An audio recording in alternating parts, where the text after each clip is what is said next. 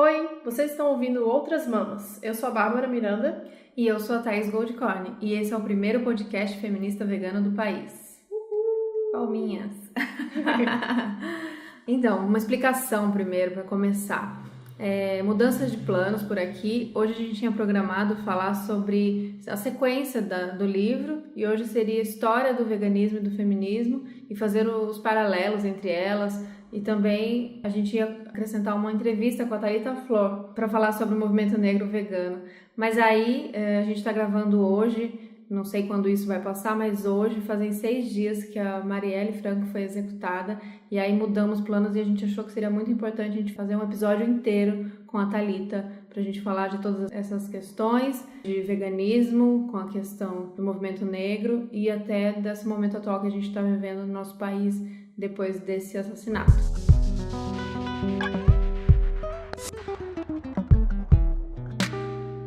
Então, gente, vamos lá. A gente chamou a Thalita para falar também sobre o veganismo, mas principalmente sobre a questão racial, do feminismo, do movimento negro. A Thalita é dona do Banana Buffet no Rio, que é o primeiro buffet inteiramente vegano, né, do Rio de Janeiro. Uma das fundadoras do movimento afro-vegano do Rio e ficou conhecida na internet, principalmente pelo post do blog dela, Como Ser Vegana e Favelada, no blog Sim, Sou Vegana e Feminista Preta.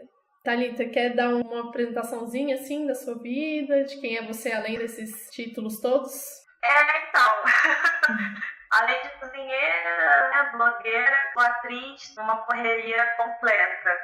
Se eu não tô cozinhando, tô com a companhia de circo, tô fazendo trabalho com o teatro, e só escrevo textos no blog. E como e por que você se tornou vegana? Como foi esse momento? Em que momento? Quando estourou o caso do Instituto Royal, que algumas empresas foram descobertas que testavam em animais, e eu vi que várias ficaram revoltadas com isso, e eu não entendi muito bem a revolta dessas pessoas. Mesmo consumindo produtos de origem animal, eu fiquei bem encucada com isso, sabe? Poxa, por que a gente tá tão bolado com pessoas testando em animais se a gente come animais? Então, fazendo várias pesquisas, eu encontrei informações bem legais sobre o veganismo, e desde então eu sou vegana. Legal. Eu lembro, né, da primeira vez que eu falei com você, que foi o primeiro contato que eu tive com o movimento afro-vegano, através do seu post mesmo, que eu citei antes. E eu me emocionei muito, porque eu nunca não tinha parado para pensar nessa questão da relação da população negra favelada com o veganismo, mas não era uma coisa que estava próxima de mim, estava muito fora da minha realidade. E eu te perguntei como que eu poderia abordar esse tema, porque é uma coisa que a gente escuta muito, principalmente de pessoas do nosso círculo social que ainda estão com o pé atrás com o veganismo, de tipo, veganismo é elitista, você não pode pedir pra todo mundo ser vegano, porque uma mãe negra, favelada, mãe de vários filhos, não vai ter condição de se tornar vegana e fazer com que a casa inteira seja vegana. E eu nunca tinha os argumentos, porque eu realmente não posso falar por uma população que eu não conheço, né? E aí você me falou que eu tinha que falar da minha perspectiva para as pessoas que têm a mesma perspectiva que eu. Se fosse pra falar sobre o movimento afro-vegano, que eu tinha que convidar alguém pra falar sobre isso, porque não faz parte da minha realidade, realmente. E foi muito legal essa primeira conversa com você, e eu queria que você explicasse pra gente, né, essa relação do elitismo dentro do veganismo e como que você vê isso numa questão social maior, assim, de como que a gente pode atingir mais pessoas. Eu acho que todo mundo tem a sua função social em qualquer movimento. Nós mulheres temos o nosso papel no feminismo, e eu acho que os homens também teriam esse papel, que é não se meta nos nossos assuntos, mas eduque os seus amigos, porque muitas mulheres estão fragilizadas, muitas mulheres já estão cansadas. Então, assim, faça sua parte, né? O movimento negro temos a noção social enquanto negro, mas brancos também podem fazer o papel deles enquanto brancos. E tanto que o veganismo não seria diferente. Esse veganismo que leva em conta todos os grupos sociais oprimidos, a gente tem que perceber qual é o papel, sabe, cada ativista. Então, eu, como mulher negra, eu sinto a necessidade de repassar essa informação. Eu podia simplesmente viver minha vida, podia comer meus legumes, ninguém saber mas eu sinto que eu precisava fazer mais. E dentro do quadro que a gente tem atualmente, a gente não tem representações. Sim. Nessa questão social. De fato, não é caro ser vegano, mas é muito fácil para alguém, morador da Zona Sul, falar que eu posso te mostrar como gastar apenas R$30 na semana. A gente precisa dessa consciência, né, de que enquanto mulher branca você pode auxiliar as pessoas, mas ao mesmo tempo mostrar exemplos de pessoas pretas, periféricas, né, deixam elas mais próximas uma da outra. Uma realidade que ela talvez consiga atingir o pobre, o negro, a informação, né? Eu sempre falo isso pra gente não subestimar tanto a capacidade do pobre, né? Sim. Mas levar informação no sentido de fazer essa ponte entre um ativista vegano e um preto não vegano, sabe? E qual era o final da pergunta que eu já esqueci? Ixi, eu nem lembro mais. Era exatamente isso que você falou, era sobre elitismo e veganismo, né? Como que você vê essa relação e como que a gente pode quebrar com esse estereótipo, porque no dia a dia a gente vê que é muito mais barato ser vegano, se você comer, obviamente, não comprar só industrializados, né? Mas ter uma alimentação saudável, vegana, é muito mais barato do que ter uma alimentação com carne. Isso a maioria das pessoas não sabe. E às vezes eu acho que várias pessoas de classe mais alta se aproveitam pra falar, tipo, não dá pra todo mundo ser vegano, então também não vou ser, porque é muito elitista. E comendo no rodízio do sushi de R$100. Exatamente. Eu acho que se tivesse uma resposta para tudo, eu diria que é representação. Eu acho que a partir do momento que você se sente representado, você se sente mais à vontade de fazer parte daquele grupo.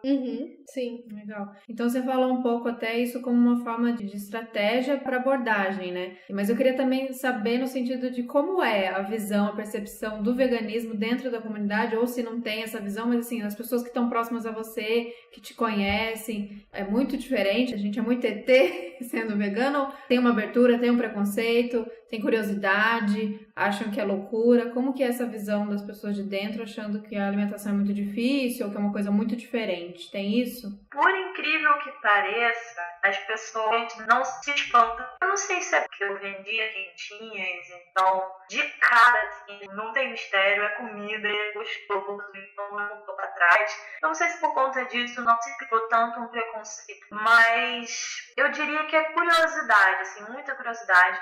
É muito mais uma curiosidade, mas como é que você consegue ficar em pé, entendeu? Do que aquela coisa de, nossa, mas você não come bacon. Eu vou todo dia no mercado, que eu vou no sacolão, que até na lanchonete eu vou, aí eu acho que elas percebem que eu sou real, sabe? Que eu consigo sobreviver sem carne e eu sou uma pessoa forte. Então, esse nível acaba sendo quebrado. As pessoas que me conhecem, elas acabam as informações. Então, por exemplo, quando eu vendia quentinhas, eu ia todo dia de manhã, muito cedo no mercado. E as meninas da caixa, uma das meninas falava que não queria carne, falava que era vegetariana. Então, rolava assim, aquela coisa de traz a comida pra gente comer qualquer dia, sabe? A necessidade do que aquele tratamento extra, sabe? Que às vezes a gente recebe por ser vegano.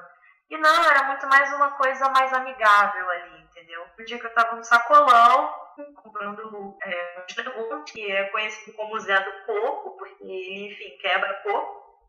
E ele chegou do nada e falou, você é esposa daquele rapaz que é vegetariano, né? E eu falei, na verdade, eu que sou. Então, assim, quando eu vejo, as pessoas já estão falando de mim, entendeu? As pessoas já associam um pouco, mas não chega a ser assim tanto, não, entendeu? É um círculo ainda pequeno. E de todas as pessoas, eu posso afirmar que todas até agora são muito mais curiosas do que hostis comigo. Nunca aconteceu de nenhuma ser hostil.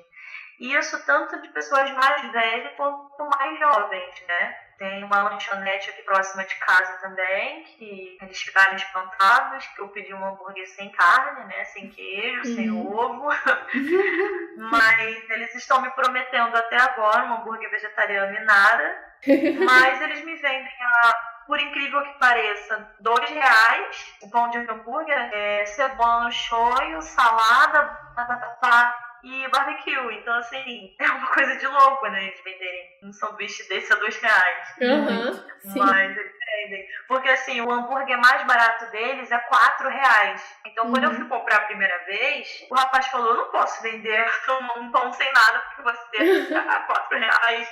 Desde então ele começou a cobrar R$2 e um belo dia eu falei que ele podia cobrar 4, porque ele já perdeu insumos e tudo mais, então eu entendi, eu ia cobrar 4 mesmo. Mas assim, de um modo geral, eu tenho uma convivência muito boa com as pessoas daqui, mas ao mesmo tempo eu sinto que é uma coisa muito distante da realidade delas. Elas não fazem a menor ideia do que seria a fundo isso. É uma coisa estritamente muito mais ligada à alimentação. Não conhecem ao fundo o que é veganismo. Sim. E alguma ideia, eu sempre ouço aqui em São Paulo alguém com algumas ideias que não vi indo pra frente, mas e se a gente levasse workshops, oficinas de comida vegana para as comunidades e tal, você acha que isso seria uma boa estratégia? Não seria? E por quê? Assim? Eu acho que seria uma boa estratégia, com certeza. O único problema é qual favela que seria feito isso. Porque qual favela seria? Como eu trabalho com companhia de circo também, às vezes a gente tem dificuldade em fazer espetáculos dentro das favelas. Não porque é perigoso ou algo do tipo, mas porque eles não têm esse hábito, né? Eles não têm esse hábito de cultura de graça pra galera, circo nas praças. Não é uma coisa deles, assim, não é comum. Então, é difícil você arranjar um lugar, por exemplo, porque isso seria muita novidade por aqui. Isso eu tô falando a favela daqui, né? Caramujo, que é onde eu vivo. Agora, por exemplo, favelas mais conhecidas como Vidigal, Rocinha, Cidade de Deus. Lá já tem espaços culturais plantados, bibliotecas comunitárias. Então, assim, teria espaço que chamaria esse público que já tem essa intenção de conhecer, digamos, o diferente. Então, eu acho que aqui é muito mais um trabalho de formiguinha do que algo tão grandioso, assim. E com relação ao seu buffet, assim, qual é o público que normalmente você atende? Porque é um buffet específico, né? Um buffet vegano, que é uma coisa que, mesmo aqui em São Paulo, eu acho difícil de achar. No Rio também, né? Em Brasília também não tem um buffet que seja exclusivamente vegano. Eu criei o buffet para ser um buffet de eventos mesmo, né? Se me contratar para poder fazer casamentos, aniversários, chá de bebê, etc. Só que no início eu tinha muita dificuldade, porque os veganos, eles aprenderam a se virar sozinhos, né? Eu sempre falo sobre isso. Então os veganos, assim, perderam a facilidade que se tem de você contratar uma equipe para fazer tudo, né? Como não tem, as pessoas aprenderam que se é o aniversário delas, elas têm que ligar para a tia que faz o bolo, para outra tia que faz os salgados, para outra que faz não sei o quê. Então, assim, aprenderam aí nesses pequenos empreendedores ir juntando as coisas e fazer a festinha. Então, no início, eu tinha muita dificuldade de conseguir oferecer o buffet. Então, eu comecei a vender quentinhas. Quando eu vendia quentinhas, o meu público, os 80%, não era vegano. Eram simplesmente pessoas que queriam provar alguma coisa diferente, a comida era gostosa e elas comiam. E o meu público era muito variado, desde pessoas da Zona Sul até pessoas aqui vizinhas da favela que queriam experimentar e pediam para separar uma quentinha e eu cobrava mais barato aqui na favela. Agora, o buffet é uma coisa engraçada também, né? Quando você contrata um buffet, né, a maioria dos seus convidados, eles não são veganos. Só que tem eventos que às vezes só o contratante é vegano. Que ele não tem um amigo vegano. Eita! E é hilário como ele consegue ter essa coragem que eu sempre incentivo as pessoas de fazerem os eventos que elas quiserem veganos, sim, porque não é possível que o ser humano vai morrer se ficar 5 horas num evento e ter que comer uma coxinha de frango.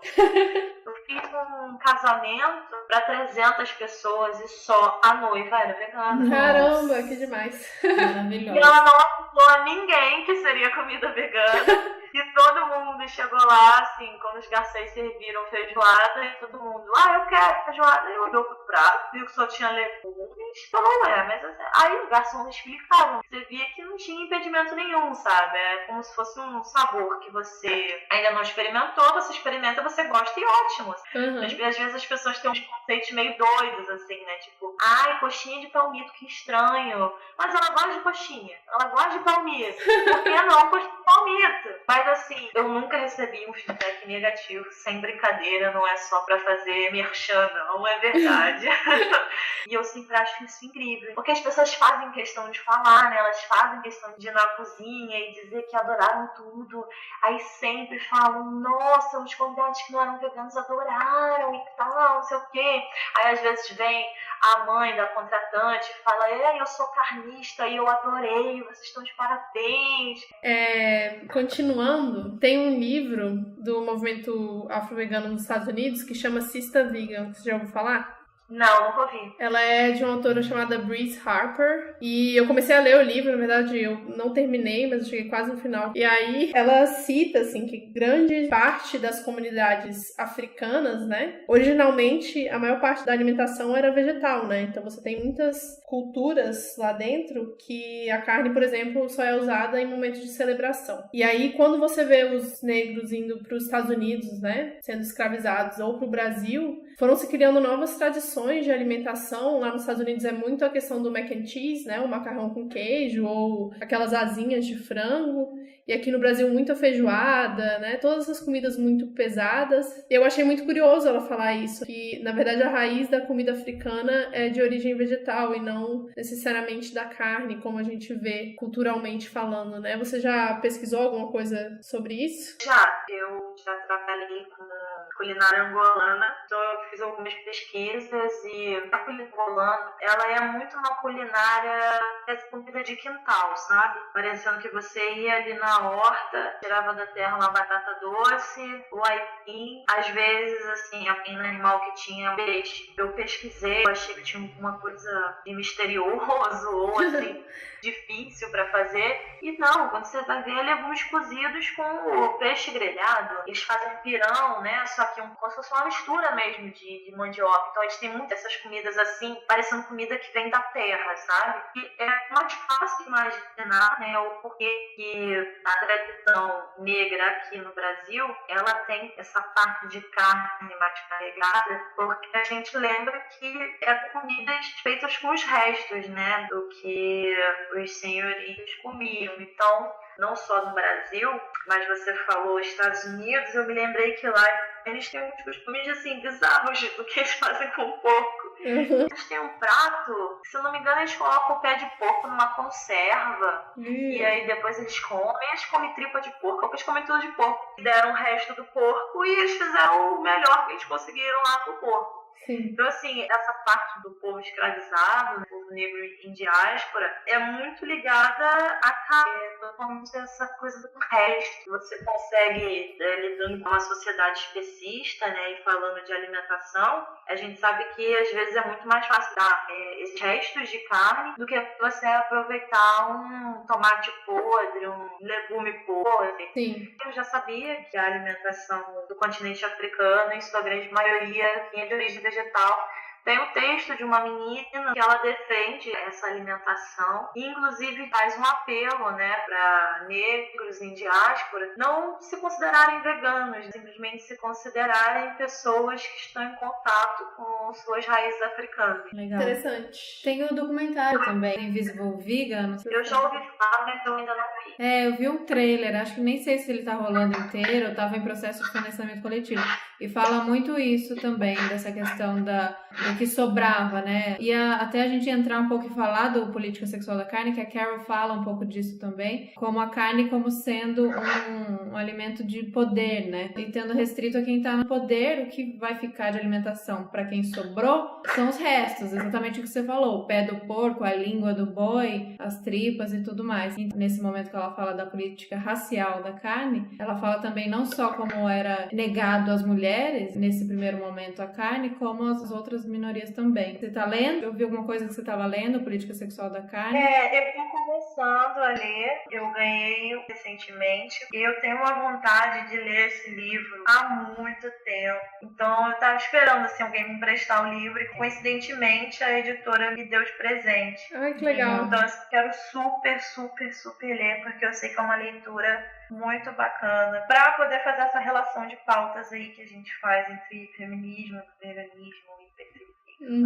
Uma coisa que a gente sempre aborda aqui, a gente queria ouvir a sua A sua opinião a gente já sabe, mas como a gente fala com as veganas feministas que para defender o veganismo acabam caçando carteirinha de feminista não vegana porque não defendem todas as fêmeas, essas generalizações que a gente não concorda. A Carol também, você vai sentir isso no livro, ela não apoia esse tipo de generalização. Ela fala cada movimento é um movimento, apesar das suas similaridades, cada um é cada um, mas que a gente entende também dessas amigas veganas que é um desespero em querer defender a causa e acaba querendo atingir as feministas dessa maneira para ver se abrem os olhos, mas na minha opinião a pior estratégia é você dizer que ela é menos feminista porque ela não defende fêmeas. O que você acha desse lado, assim? Eu não sei nem por onde começar sobre é um assunto tão grande, porque assim, da mesma forma que a gente tem aí a homofobia, a gente tem o machismo, a gente tem o racismo institucional, porque a gente sabe que ninguém gosta de ser racista, todo mundo condena, mas a gente tem esses problemas causados pelo racismo institucional. Só que o especismo, ele é uma coisa de louco, porque ele é uma coisa muito ensinável. Até porque ele não é algo visto como errado, né? Ele é algo visto como natural e biológico, porque ele é uma coisa desde pequeno lá na escola. Você aprende que a galinha dá um ovo, que a vaca dá um leite, a gente fica fazendo associação. Não dá nem pra dizer que os nossos pais fazem de propósito. Por exemplo, não sei se vocês tiveram esse tipo de educação, mas que vai comer frango, chama de franguinho, sabe? Sim. A carninha, aquela coisa assim, pra dar uma amenizada. Eu acho que não é intencionalmente, mas eles dão uma mascarada no animal, né? Eu acho que não é intencional. Se você parar pra pensar, ninguém quer esconder que é uma carne, porque se quisesse não chamava nem de frango, sabe?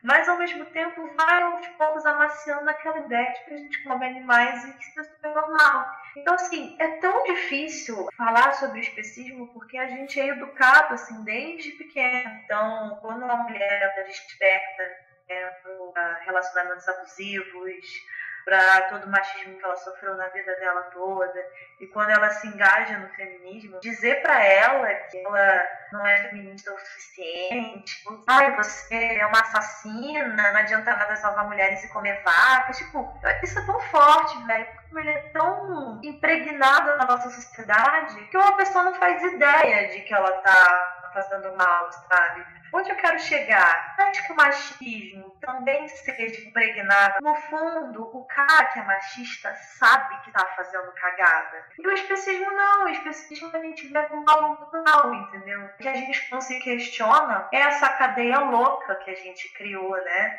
De produção e, para além da produção, a falta de empatia, né? Porque eu acho que é isso que nos diferencia de populações indígenas, por exemplo. Então, eu acho que, assim, se a gente vivesse num mundo onde a gente tivesse todo esse contato, toda essa conexão com a natureza, eu não acredito que o mundo seria vegano, mas eu acredito que muitas pessoas não comeriam carne porque simplesmente elas iam ter ou preguiça de matar um animal para comer, porque seria muito mais fácil você comer vegetais, grãos, né? Ou elas simplesmente iam ter pena, porque próximo desse contato, né? Elas iam pensar, pô, cara, não vou matar esse bicho aqui pra comer, eu prefiro sobreviver de arroz e feijão.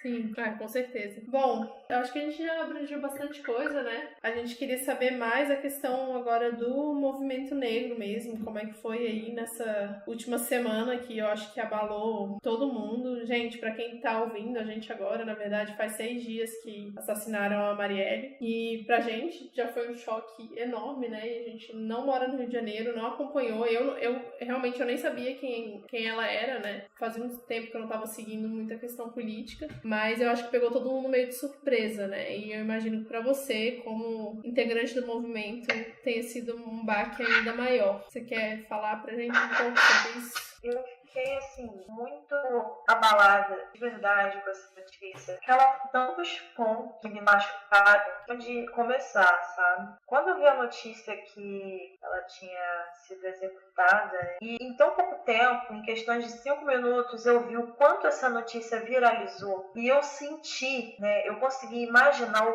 quanto ela ia viralizar ainda mais, a primeira coisa que eu pensei foi, eu já até sei o que o povo bolsomito vai dizer.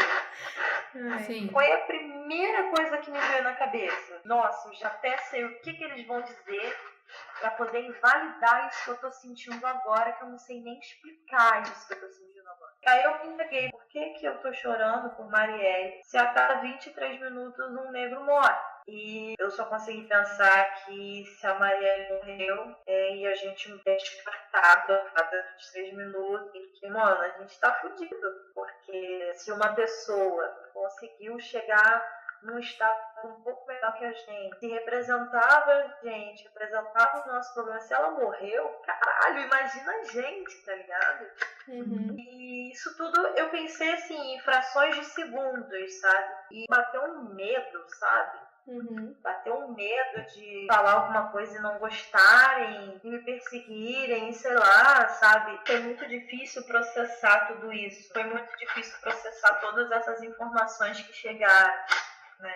Eu me fiz tantas perguntas, sabe? Eu confesso que às vezes eu nem sei falar direito sobre isso, porque eu fico em choque, assim. A gente é descartado o tempo inteiro e ninguém liga, e aí foi por isso que uma vereadora preta velada morrer, para as pessoas sentirem nossa realidade, sabe? Sim, eu acho que ninguém imaginava essa dimensão que ia chegar. Sim. E como que você vê, assim, agora, a partir desse momento, a perspectiva para o movimento negro no Brasil, né? Agora cresceu, né? Para todos os lados. Eu acho que talvez a gente tenha ficado mais forte, né? Não necessariamente crescemos, porque eu confesso que as mesmas pessoas brancas ou negras que reclamam de ativistas negros, sabe? Elas também reclamaram dessa situação, sabe? Não foi uma situação assim para chocar as pessoas e elas mudarem de lá. Nossa, eu não entendi a perspectiva. Aconteceu isso com algumas pessoas, mas assim, lidando com a minha experiência pessoal, né? No meu círculo de amizades isso não aconteceu. Então eu acho que talvez no meu círculo social o movimento negro não tenha crescido, mas ele tenha ficado muito, né? Ele ficou muito mais forte. Assim, deu uma força pra gente, sabe? Um gás. Então, eu sinceramente não sei o que esperar do futuro, mas eu acho que a gente ficou mais forte pra viver o presente. Com certeza. Com certeza. Usar essa força, né, que essa mulher tinha, acho que isso foi pra todo mundo. Até quem não conhecia sentiu essa força e vai usar isso pra continuar e ter coragem de ir pra rua. Mas eu senti isso, né? Acho que junto com a coragem veio um medo gigante. Eu vi um depoimento da MC Carol também com medo, tenho medo, né? É esse pensamento, se a vereadora, se ela, com tanto chegou onde chegou, coragem eu tenho agora de ir pra rua, mas acho que logo isso se inverteu pra uma força pra ir sim, né? Pra rua, pra falar, pra gritar, tentar usar dessa força dela, né? Nesse momento. Mas assim, de um modo geral, né? Foi um susto muito grande, porque ela era uma representante, né? E foi isso que assustou, sabe? Tem um documentário incrível da Nina Simone, que eu não sei se vocês já viram, aquele documentário dela no Netflix, What Happened, Nina Simone. E nesse documentário, né, quando ela fala sobre a parte que ela tá totalmente engajada politicamente, né, que ela decide fazer músicas, né, engajadas, ela não fecha os olhos, né, para a guerra racial que está acontecendo. Tem um momento do documentário que ela fala sobre a morte do Martin Luther King, né, e o documentário inteiro ela tá falando sobre Malcolm X e tal, e aí quando ela fala sobre a morte do Martin, ela fala assim, mataram o Martin, cara, o Martin, tipo, o cara que fazia passeata com branco, o cara que trazia amor raciais, mas era de boas. Mano, Martin, foda-se, sabe? Vocês conseguiram matar o cara que era mais racial, velho, que mais tentava um diálogo, mais tentava comunicação. Velho, agora não tem mais nada, sabe? Agora ou é guerra ou não é nada, sabe? E eu levei muito assim pra vida essa parte do documentário.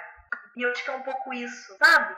A gente tenta tanto dialogar com a sociedade no geral, sabe? A gente tenta dialogar com o governo, a gente tenta dialogar com a prefeitura, a gente tenta dialogar com com a sociedade em geral. A gente tenta dialogar entre nós mesmos, né? A gente tenta se comunicar de todas as formas, né? Quando tem uma pessoa que consegue se comunicar um pouco melhor, mano, ela é morta. Foda-se tudo agora, entendeu? Então, como eu acho que a gente não tá no pique de uma revolução, eu tenho medo do cacete, mas ia ser incrível se a gente conseguisse participar de uma revolução. A gente não tá na vibe, vamos dizer assim, de falar foda-se tudo, agora é guerra, vamos quebrar tudo. Eu acho que pelo menos a gente tá na vibe de, porra, vamos se unir muito aqui, porque se a gente não se unir, não vai dar certo isso aqui, entendeu? Sim. Bom, é isso, Thalita. Obrigada. Muito bom conversar com você. Adorei muito. Foi uma aula. Vocês também. Fofa. Quero encontro pessoalmente agora. Sim, legal. Que bom. Tá bom, obrigada, viu? Obrigada. Mesmo. Nada, eu que agradeço, meninas. Tchau. Beijo. Beijo, boa noite. Boa noite. Então é isso, essa foi a nossa entrevista com a Thalita, uma fofa querida, maravilhosa. Sim, desculpa aí se o áudio estiver um pouco ruim, porque sim, foi gravado à distância. Thalita direto do Rio e a gente aqui em São Paulo, mas a gente não podia perder essa oportunidade dessa aula que a Thalita dá e dessa clareza que ela tem para falar desses assuntos e trazer um ponto de vista de quem está vivendo isso de perto, está lá no Rio, tão ativo no movimento negro, e para falar disso com o veganismo, né? A gente fala tanto, a gente luta tanto para dizer que o veganismo é para todos, mas a gente sabe que o movimento ainda, quando a gente vê os representantes, ainda estamos falando de mulheres, principalmente, brancas e da elite. Então é maravilhoso poder sempre ouvir a Thalita e sempre ler Thalita. É isso. É isso, até o próximo. E o próximo é a gente retoma o livro, vamos seguir aí nossa ordem do nosso livro maravilhoso. Obrigada por terem ouvido até aqui. Um beijo. Tchau, tchau.